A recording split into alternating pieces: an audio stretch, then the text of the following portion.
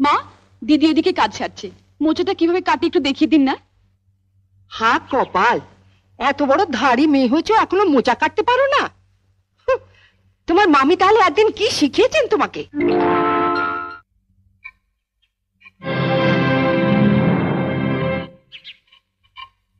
আজকে তো আমাদের বাড়িতে পুঁটি মাছ আসেনি।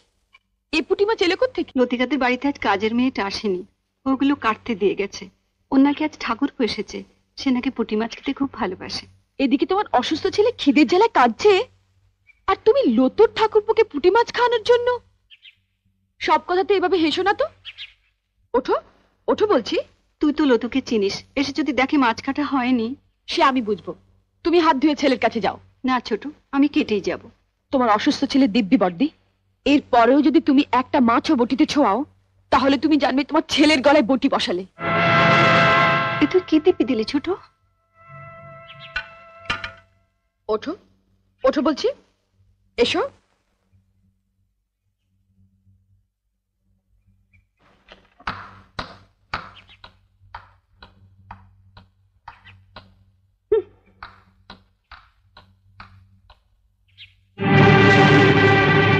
বড় বৌদি, বড় বৌদি, ও বড় বৌদি।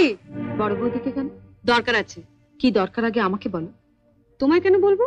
দরকারটা আমার ওর সঙ্গে। দাঁড়াও, সাগরে পৌঁছতে গেলে তোমাকে যে আগে এই ছোট নদীটা পেরোতে হবে ঠাকুরজি। সাগর? আজ আমিও দেখবো ওই সাগরে কত জল আছে।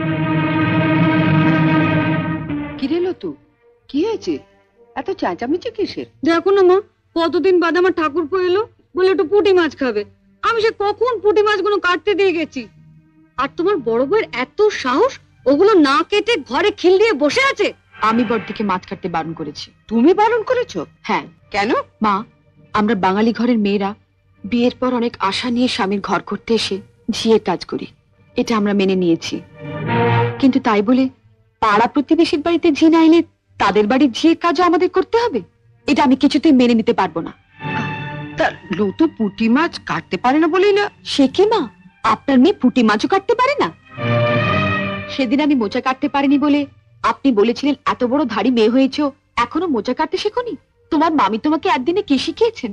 তা মা, আপনার মেয়ে তো কম ধাড়ি হয়নি, এখনো পুঁটি মাছ কাটতে শেখেনি।